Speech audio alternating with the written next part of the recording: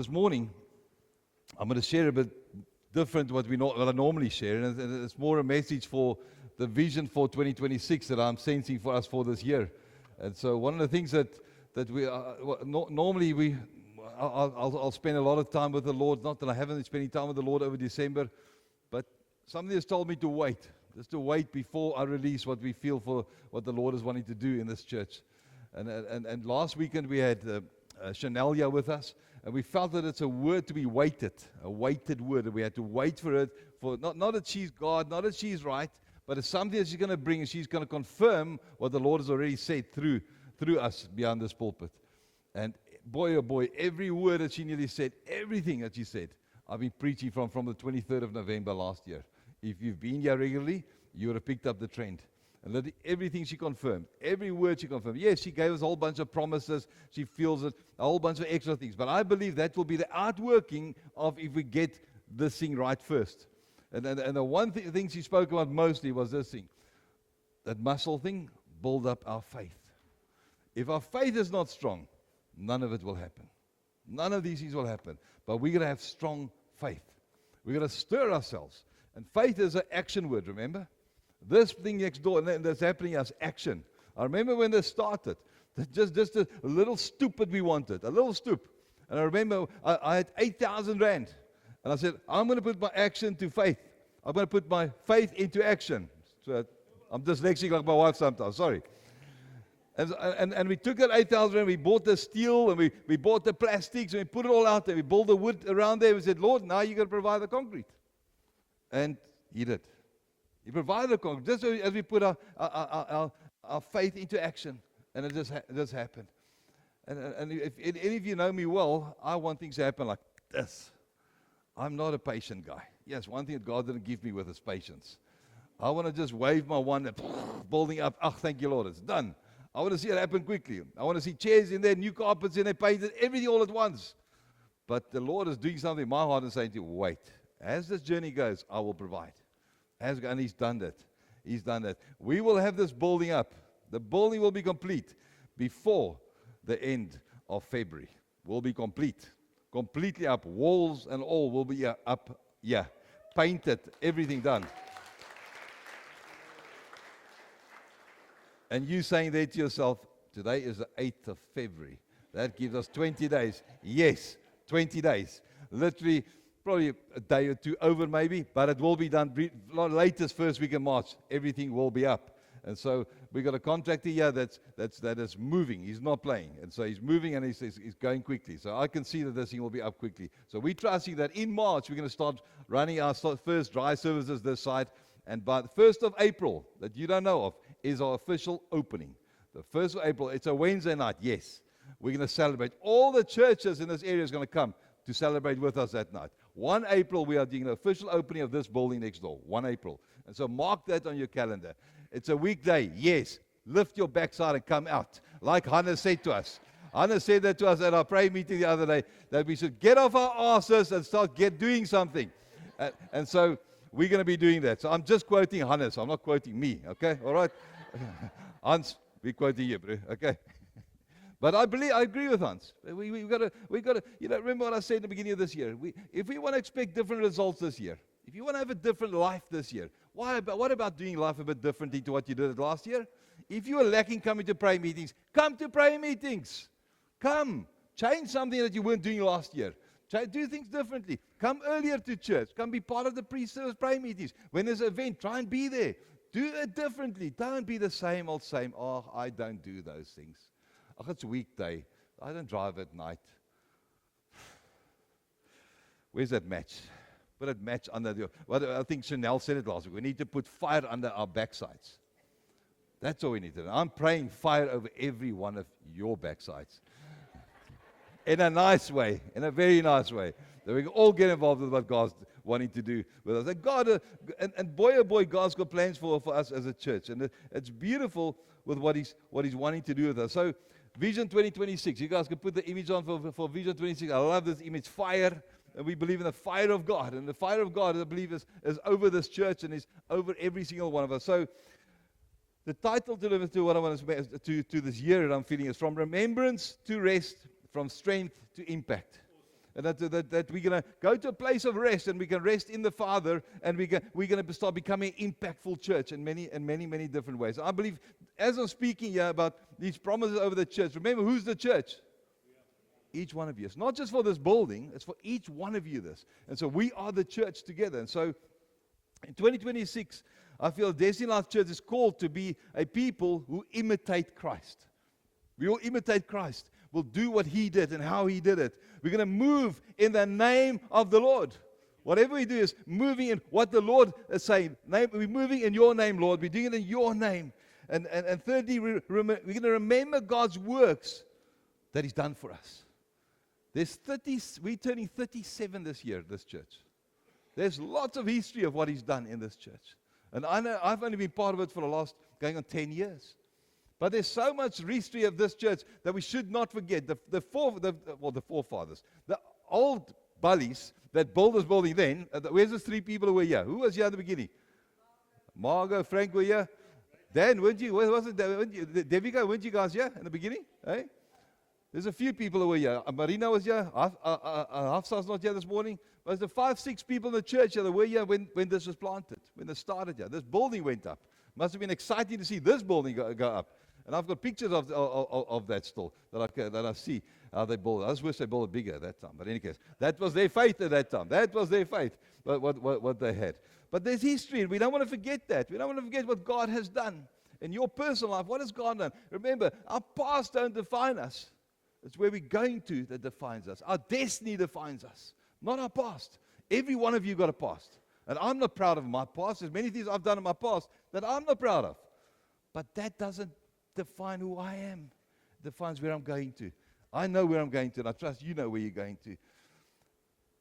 We want to live to please God above all else. As a church, we want to live to please Him. We want to enter God's rest while advancing His kingdom.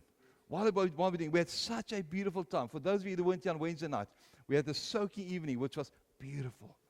We were worshiping everywhere. There's people sitting, lying down, and people having cramps. Some of the old folk having cramps. And they actually got to be massaged here. And there's a massage parlor going on here at the same time, but it was beautiful. There's to see God's presence come over this place, and we're going to be soaked in His presence. I believe we're going to go deeper into that this year. We're going to walk. Our walk in Christ is going to strengthen us to shape our future. We're going to be strengthened through what God wants to do. But all of that depends on you. It depends on you if that's going to happen. How are you going to push in? You see, this is a year of maturity. It's a year of authority. And it's a year of fruitfulness. We really believe that the Lord wants to build things up. Things are going to happen quickly. It's going to happen so quickly. When we move across here, the new people start coming. And we're going to say, what's happening? I don't know where I am. You just got to get used to it. You've got to be mature enough. New people are going to come in. New leaders are going to come in. New people are going to come through. It's going to happen. We're expecting that to happen. You see, like Chanel said last week, we're going to partner with the words that the Lord's spoken over this church. It's no good we get a word and put it one side, and we don't partner with it. I'm partnering with the word that the Lord's going to give me a house. I'm partnering with that. Why not? I'm going to proclaim that into the heavens. Whatever the Lord has spoken over you, we had 39 prophetic words given, and you all are saying it to each and every one of you, those prophetic words. Partner with it. Claim it. Speak it into being. Because that's exactly, those are confirmations of what the Lord's either said to you already, or He's just giving you a confirmation of something to come. And you need to partner with that and walk with that. So this year is the year of maturity, mature, authority, and absolute fruitfulness that we would love to see. This is a church on a journey. We're still on a journey as we go forward. And remember, one of the things is we want to make sure we walk in God's timing.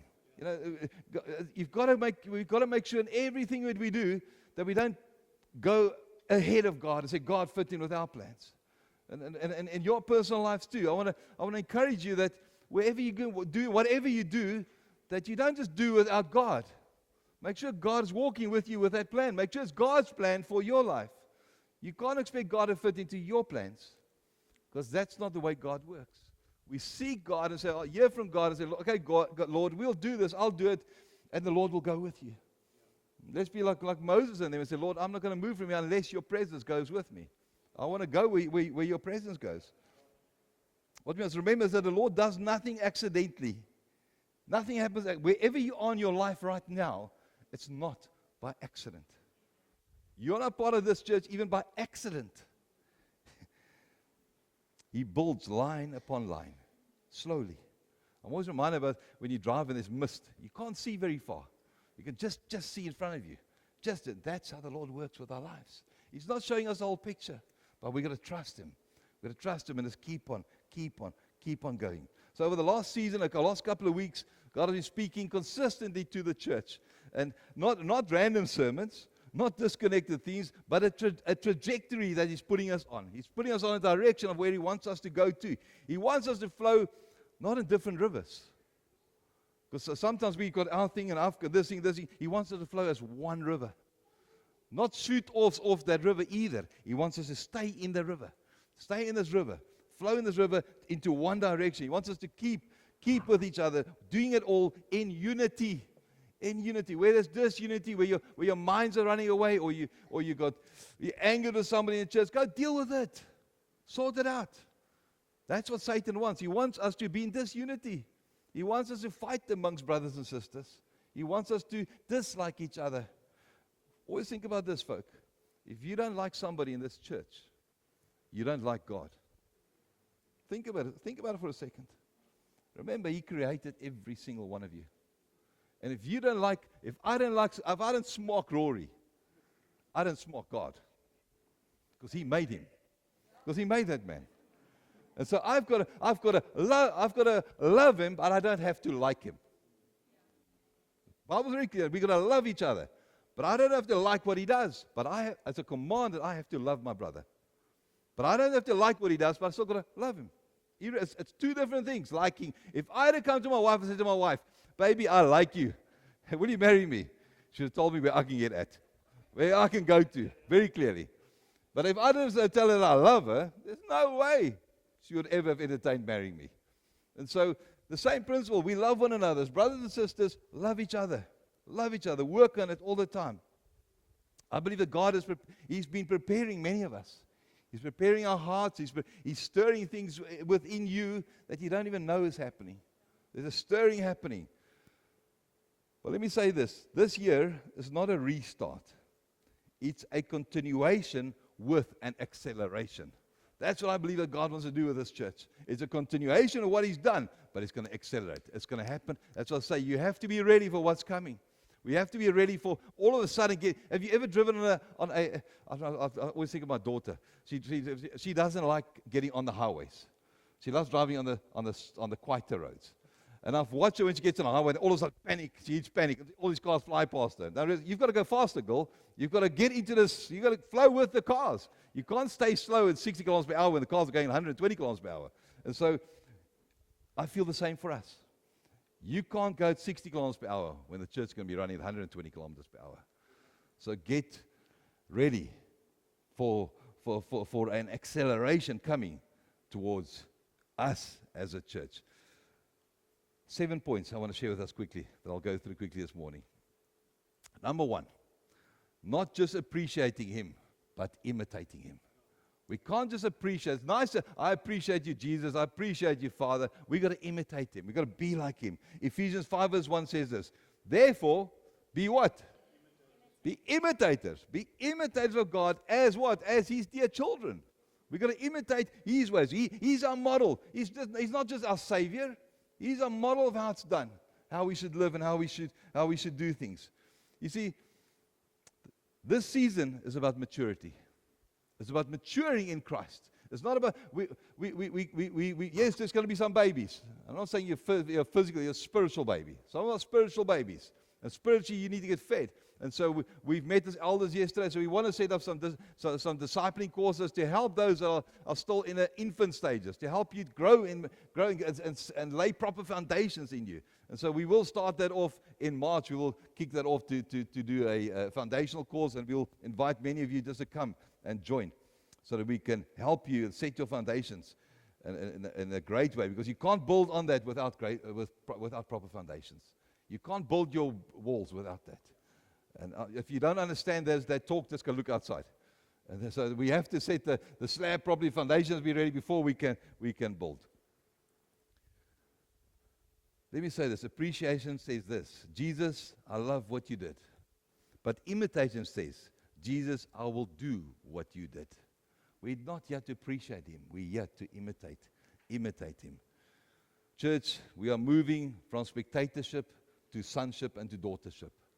Things are going to change, and they're going to change quickly, and we need to be ready. What does this mean? We don't just talk about love. We walk in love to one another. We love one another. We love one another unconditionally. We love each other. What does this mean? We don't just celebrate holiness. We pursue it. We chase holiness. We chase to be holy. We don't just honor Christ. We represent Him well. You can honor Him. You can say, I love the Lord. But how are you representing Him? Let's represent Him well in everything that we do. 2026, this year, is a year of spiritual formation, not spiritual performance. Where I'm not into performance, I'm not into goosebumps, we're not into any of that nonsense. We're here into seeing that you get formed in the Spirit and built up in the Spirit. And that's what we love to see with each and every one of you. Just in a moment, can you just close your eyes? Just close your eyes for a moment. And let's just ask the Lord, Lord, where have I admired you but resisted imitating you? Where have I admired you but I resisted to imitate your ways? So Holy Spirit, I pray in the moment that you'll just reveal it to individuals right now. Just reveal to them where they're at.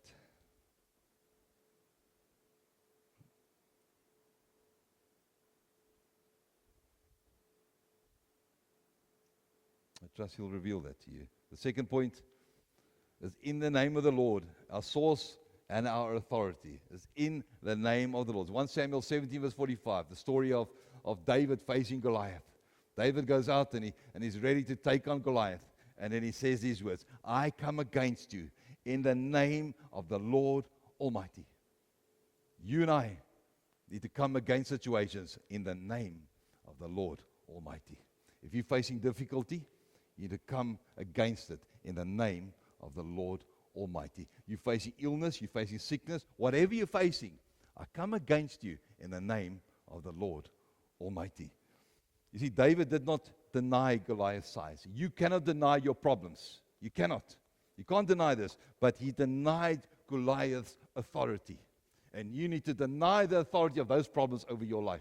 You need to speak that against it. In the name of the Lord, you come against that. You see, you and I need to deny authorities around us. Authorities that's all over this world. And Chanel referred to that last week. There's demonic powers around us that we aren't even aware of. Evil, dark powers around us. And we need to speak against this. We need to speak as. Remember, Matthew 28 gives you and I authority. Matthew 28 Jesus gives you and I the authority to go. We have His authority to walk and do what He did, and even greater than what He did. For 2026, we do not advance by strategy alone. We do not lead by charisma alone. We do not overcome by experience alone. We move and delegate authority with the Lord. With the Lord, everything that we want to do. As a church, we are called to be like Jesus, to do what Jesus did, abiding in Him, holding on to the Lord. John 15. Abide in the vine. Hold on to it. Don't let go. Let go and see what happens to you. Hold on to Him. Pray boldly. Pray bold prayers. God's a God of specifics, folk. You can't pray, God, help me. Well, what must I help you with? You want a house? I want a house, 3 bedrooms, 2 bathrooms. I like a garage. I like a swimming pool. Be specific. God will give you a house with just 1 room in it because you're not specific. Oh, God, you gave me a house, but this is not what I wanted. Why? Because you were not specific. You want something? Ask the Lord. God, you can read all over the Bible. How specific is our Lord the way He wanted to build the temple? He's into specifics. Well, you need talk, ask Him for that. Pray bold prayers. Speak prophetically over your own life. Lead courageously. And stand unashamedly for the gospel. Stand unashamedly for the gospel. Not in arrogance, but in total dependence on our Lord Jesus Christ. That's where we want to walk in. Thirdly, remembering raises our faith. Remember the past. It raises your faith. Psalm 78. I think verse 7, it says that they would not forget His deeds, but would keep His commands. Don't forget His deeds. Don't forget what the Lord has done for us. The Israelites' biggest problems was that they forgot what the Lord was doing for them all the time, and yet they were seeing it happening in front of them the whole time. And they kept on forgetting what the Lord has done. And look what happened to them. They all died. Only the offspring were allowed to go into the promised land. And see, we've got to remember what the Lord has done for us. Psalm 78 shows us a dangerous cycle. Forgetting leads to unbelief. Forgetting leads to rebellion. And forgetting leads to fear. Stop forgetting what the Lord has done. If you start forgetting, maybe go read the Bible stories again. Maybe go read what the Lord has done. I love Bible books. It's got nice pictures in. It's beautiful. Go watch those. Go watch it. Go build up your faith again. Watch those. Watch them. Go read them again. Remember what the Lord has done. Go read the book of Exodus if you've forgotten. And you'll see what the Lord has done for His people. Go read it. But remembering does the opposite. This is what it does. It fuels our faith. It restores confidence when you remember what the Lord has done. And it renews obedience when we remember what He's done for us in the past. Has the Lord ever healed anybody here in this place?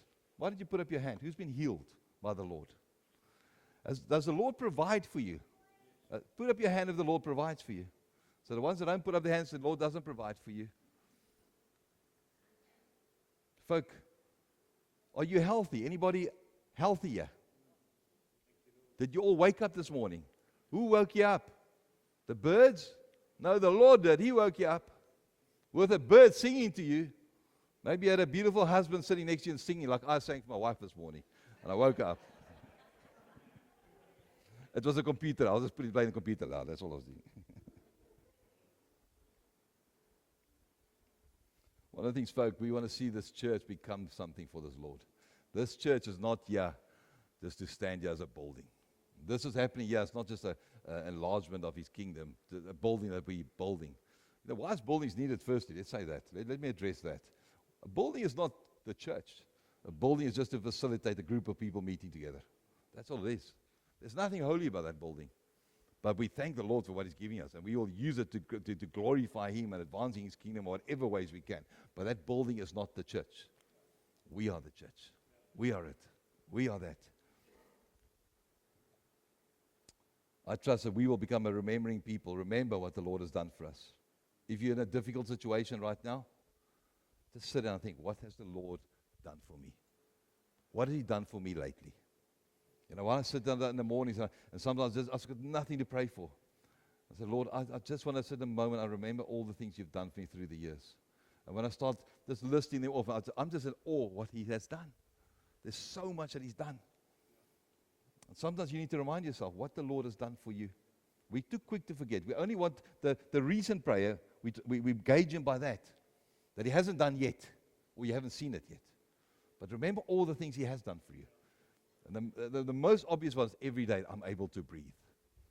I'm able to breathe in air. I'm able to breathe out air. That's an amazing miracle, just that on its own. And that's the Lord doing that for you and for me. I want to encourage you to tell testimonies of what the Lord has done in your life. Remember what testimonies mean. It means, Lord, do it again. Do it again. The Hebrewic meaning of that is, Lord, do it again, a testimony. Honor our spiritual history. Build faith for the future. We need to build our faith up.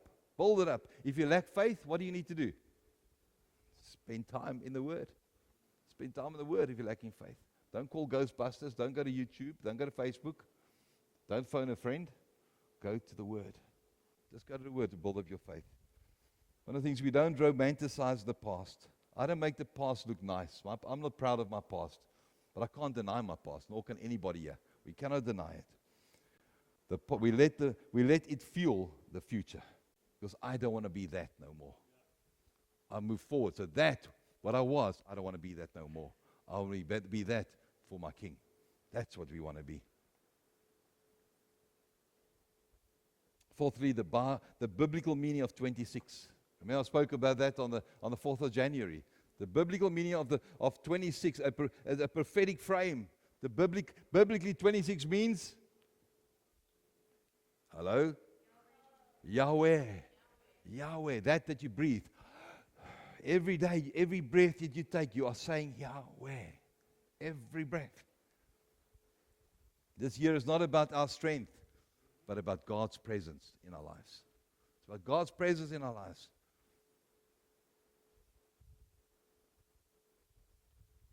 This year we're trusting for His presence and the full dependence on the Holy Spirit.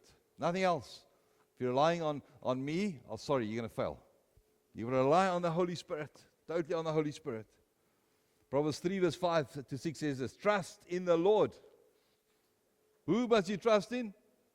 The Lord. Doesn't help calling me, telling me you're struggling. Trust in the Lord. Trust in Him. With all your heart, and lean not on your own understanding. And in all your ways submit to Him. In all your ways submit to Him. Whatever's on your heart, submit it to Him. Don't submit it to your friends. Don't submit it to Facebook. Don't submit it to Instagram. Don't submit it to all that social media crap. Submit it to the Lord so that He can come through for you. And it says this. Here's the promise, folk. And He will make your paths straight. When you do what? When you submit it to the Lord. Folk, I can't make it in plain English. We've got to submit our issues to the Lord. Everything that we're going through, everything we're struggling with, we submit it to the Lord so that He can make our path straight. You and I need to do that. That's mature Christians, folk. Maturity comes when we are able to know, Lord, I submit all to You. You will deal with it. You'll sort it out. I don't have to worry. I don't have to worry. Lord, You'll do it for me. You see, power can only it can only flow through you when you have intimacy with the Father. That power can only flow through us when we have full intimacy with the Lord. If you don't spend time in intimacy with the Lord and intimately get saturated in His presence, there's no power going to flow out of you. We've got to spend our time with Him. There's deeper prayer required in our lives. You and I need to trust in the Lord. Pray deeply. Spend time with Him. As a church, we need to do that, folk. We need to. If you can't pray for 5 or 6 minutes or even 10 minutes at home, in heaven one day you're going to struggle. I love what I heard the other day. Oh my goodness. Sorry, I've got to say this right now. There's so many people that stay at home or don't want to come to church. Guess what? Those people stay at home, you're going to struggle when you get to heaven one day. Think about it a little bit. What happens in heaven? There are millions and millions of people together all the time. All the time. All the time. So if people don't want to come to church, what are you saying? I don't want to go to heaven. But you want to go to heaven, but you don't want to come to church. Well, this is an exercise for us, a small exercise where 200 people of us get together, but there's millions getting together all the time. The church getting together all the time in heaven. So this is a little bit of practice for you and me, a little bit. And I'm not even letting you sing for an hour or two. Then we're going to sing, holy, holy is the Lord God Almighty. Holy, holy is the Lord God Almighty. Over and over and over again. You're not going to know time, you're going to know place, you're going to know nothing. That's all we're going to do, worship His mighty name. And yet we sing 1 or 2 songs and, I'm tired, let me sit down. Guess what? There's going to be no chairs there either. You're not going to have chairs. Maybe spiritual chairs will be there.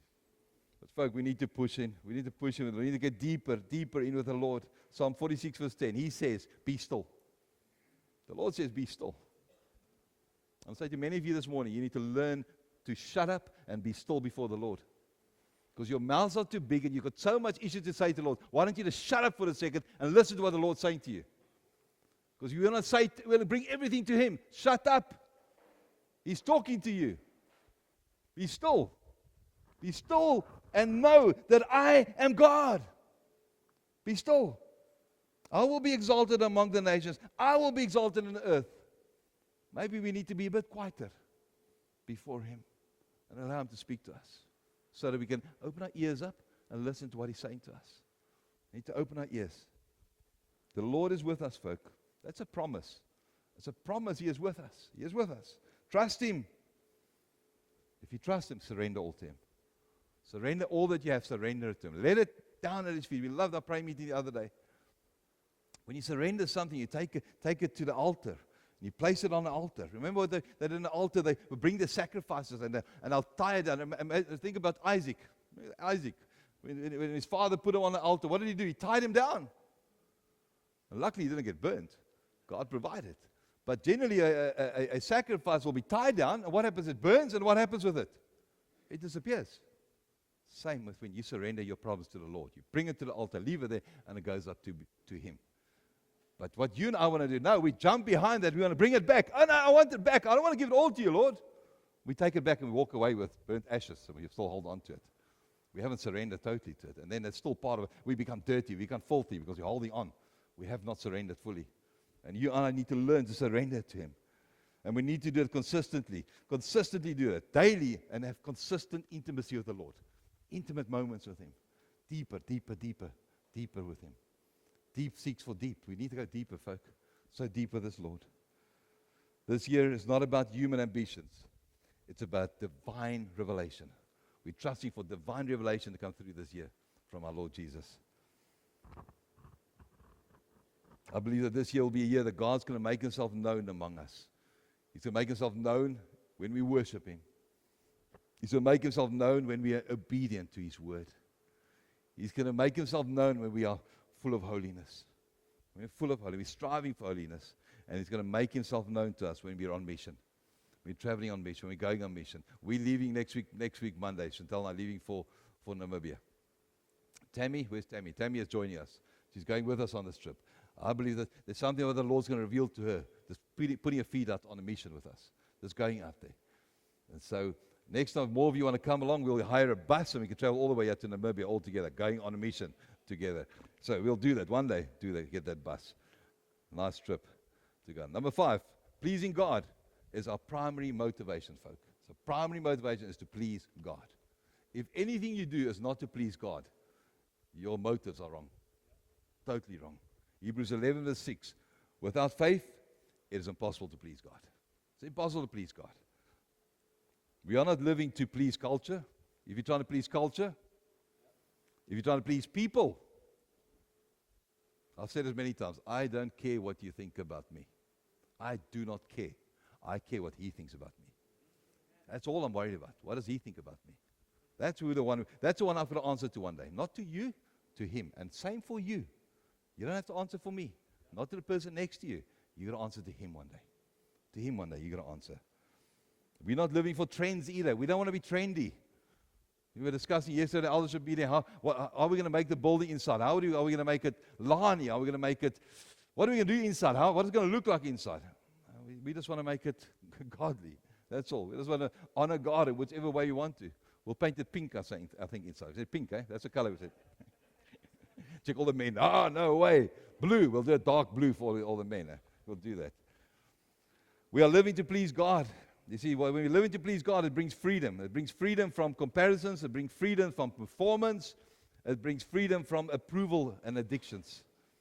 It brings freedom from all those things. You see, we need to desire to only want to please God, nobody else. Our desire should be to want to please Him. How? How do we do that? How do we do this to please God? I'm so glad you asked. Praise Him. Praise God, number 1. Number 2, love others. Love one another. That's all. If you want to please God, just praise Him every morning. Lift your hands up and just get lost in worship. And number 2, love on your brothers and sisters here. Love on one another. You don't have to like them, but you have to love them. You have to love them. Try that everywhere you go. Just love on each other. You just go to the person that irks you the most and love on him. Just love on him.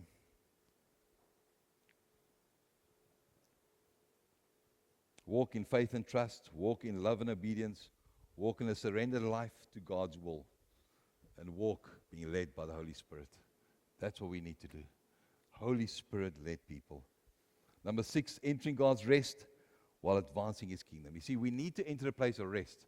And we get so confused with this thing called rest because it means I need to get home, I need to put Netflix on and watch a movie and get in my nothing box, only for men, that one. Then our nothing box and fall asleep and I've had my rest. Okay, now get out of that nothing box. Anything happened around me? Nothing's happened.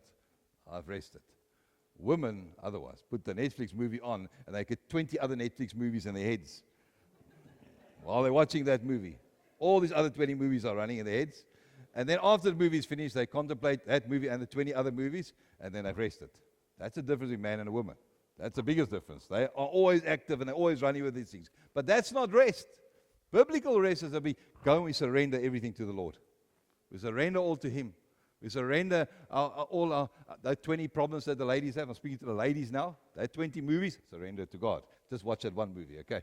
Us men are fantastic at that. We play well. We know how to do that. We know the nothing box. We'll train you how to use the nothing box. It's a beautiful box. Beautiful. It's got nothing inside it. Nothing. When we say to you, we're thinking about nothing, we mean it. When you say you're thinking about nothing, we're in trouble.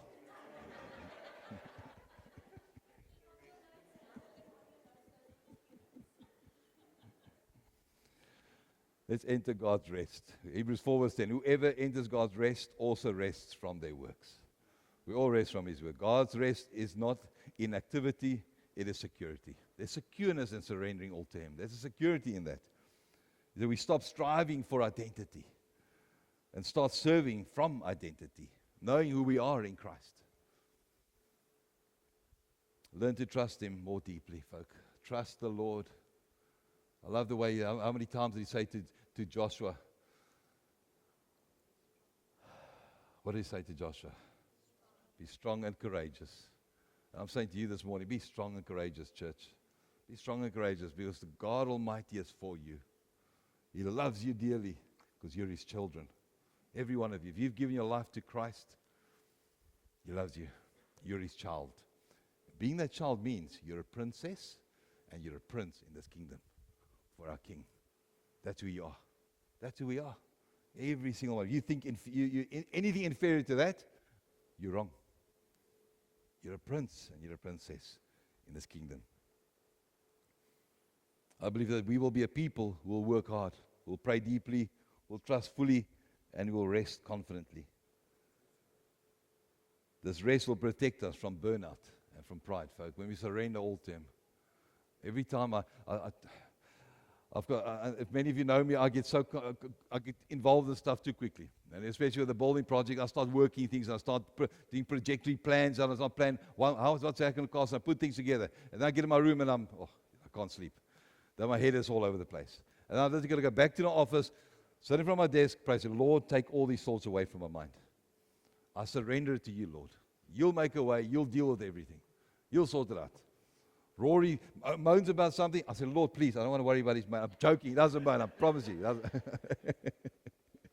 So whatever comes your way, whatever starts consuming your mind, just surrender it to the Lord. See, most of us can't sleep because we've got all these issues in our minds running there. Just go surrender it to God. Just surrender it to Him so that you can just continue resting in Him. Then lastly, strength in Christ, our sustaining power. Folk, you can't do nothing in your strength. Nothing in your strength you can do. We can only do it in His strength. Philippians 4 verse 13. I can do all things through Him who gives me strength. I can do all things. Everything you can do through Him who gives you strength. Remember, this was written. This part was written when Paul was in a place. No, he was in a place of surrender. He was in jail when he wrote this. Sitting in jail. He's writing this. Many of us want to curse the Lord or be angry with the Lord. But God can only work with a submissive and a surrendered heart. When we are submissive and we are surrendered, God can work with us. If you're not, He can't work with you. You see, full Christian dependence is required on the Lord. Inner strength, living and serving God, even though you feel you're under pressure or you're under attack. Lord, even if I get killed today, I will still love you. Even if you don't come through for me today, Lord, I will love you unconditionally. That's the inner strength that the Lord gives us. You don't get angry with the Lord.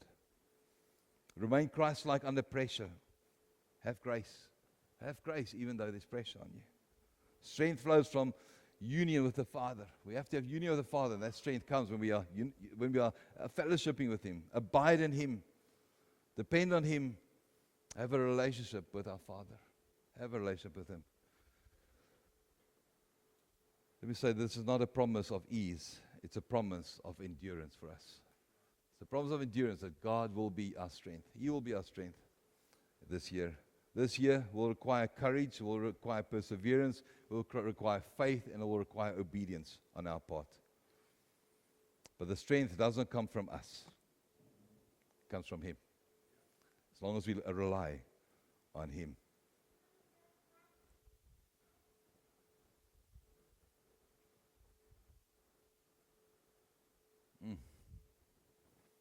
Let's just close our eyes together for a moment.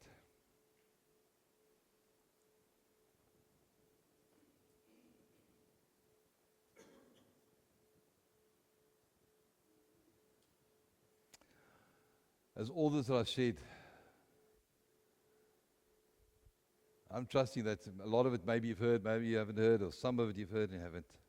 I trust the Holy Spirit will reveal to you what you need to remember. This is for your future, who's part of this church. It's for us, and for the destiny that God wants to take us into. And I'm trusting that as we're going to partake in communion together this morning, I'm trusting that even as there's scales on some of our eyes. And some of us are, I don't know what Dan just said. I don't know all he said right now. He went so fast, I don't know what he said. I'm trusting that even as you partake in communion right now, that scales will fall from your eyes, and the Lord will instill in your heart what I've shared here this morning. That you'll receive it, and that it will ignite something within you. Ignite something in your hearts. The Lord, I want to be part of this. I want to be part of this journey. I want to journey with you, Lord. I want to do what you've predestined for me to do. So we're going to just take around the baskets quickly.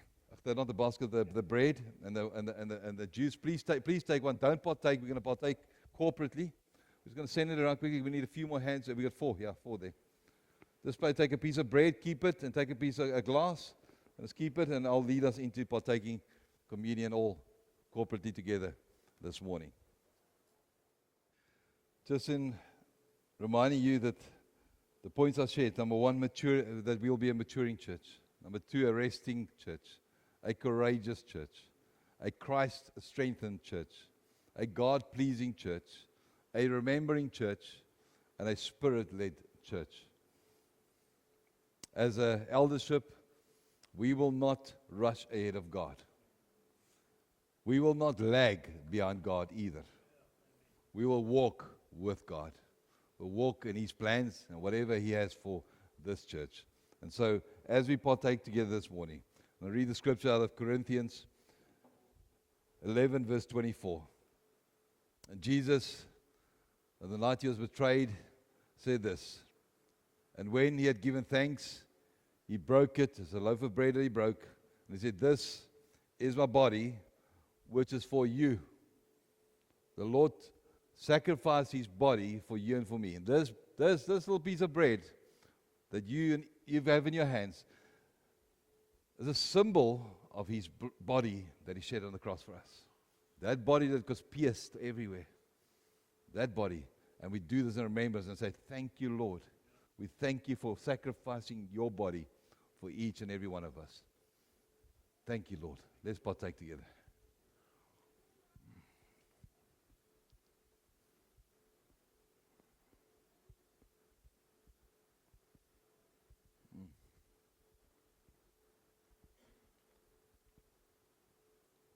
And then Jesus said, in the same way, after supper, He took the cup, saying, this cup is the new covenant in my blood.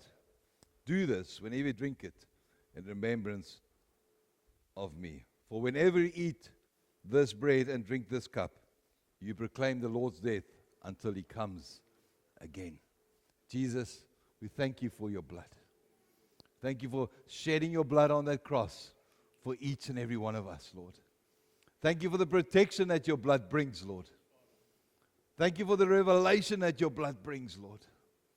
Thank you for the victory that your blood brings. And thank you for the authority your blood gives to each and every one of us, Lord.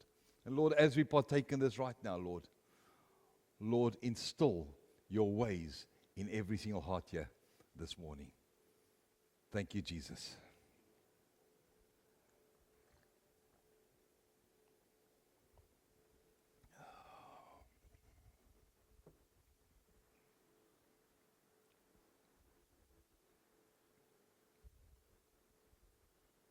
Can I ask you all to stand with me, please?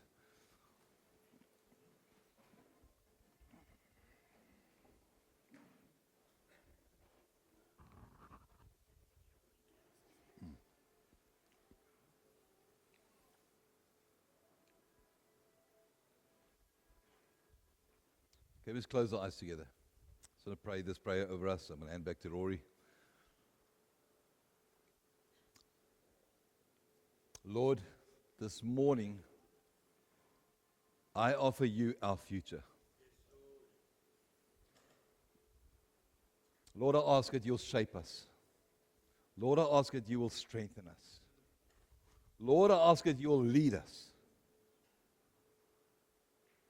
Lord, I choose on behalf of this church, as visionary of this church, I choose to imitate you over any admiration. Lord, I don't admire you, Lord. I want us as a church to imitate your ways. Help us to rest over striving, Lord. Help us, Lord, to have faith over fear.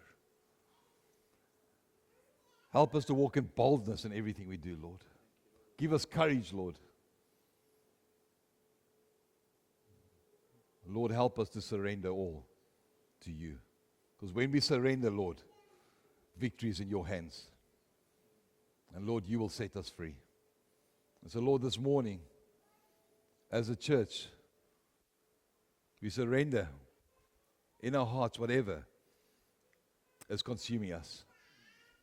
We surrender it to you this morning, Lord. We are ready for this year. And we declare this year in the name of the Lord. In the name of the Lord, Lord, your authority, your will be done over each and every one of us. In the name of the Lord Almighty, I declare that.